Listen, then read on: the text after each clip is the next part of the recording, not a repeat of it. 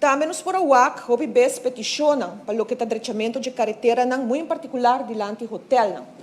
E nós sabemos que recentemente não tem muita placa para parte aqui, pero tem visa de parte do governo, ou pressupostar também, que o também tem sempre essa aqui.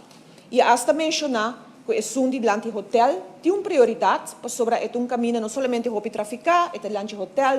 diante restaurantes, etc. E houve te peticionam de área e mês para direita essa aqui, e muito em particular para parte do turismo. Me quero saber se te agora aqui a planta que tu vai para ser joint project, dus joint no sentido que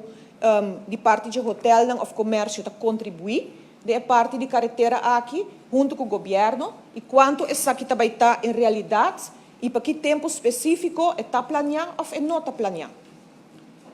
Também me quero saber se é mesmo pensamento de joint venture aqui, dus para fazer algo junto, e muito em particular de uma área que está comercial, ou caminho que botem hotel, que está ganha milhões, me quero saber que como nesse pensamento está,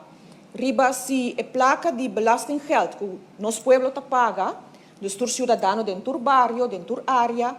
se o ministro está de acordo que a hora toca a área não que está hobby comercial, mas no setor hotelero, que o ministro está hecho que não está contribui grandemente também, dor que, bom, se é a minha opinião, é não está fair, se é solamente nós pagadores de belasting, é um homem chiquito, é mulher que tem trabalho que está struggle, é que é um caminho lá em sua casa para hopi anha, portar a guarda hopi anha, e o fundo é, em vez que guardo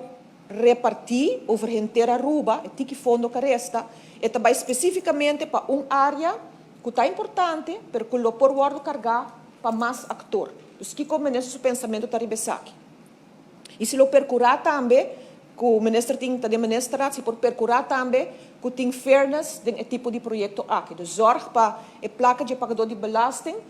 de caso de carretera, para guardo fair distribuir. Então, para amanhã, não está somente com um caminho diante do hotel, está direito, para todo o bairro não há nada, trabalha com o povo pagador de belasting a contribuir para isso aqui também. Então, se o ministro por percurar, que está algo joint, não diz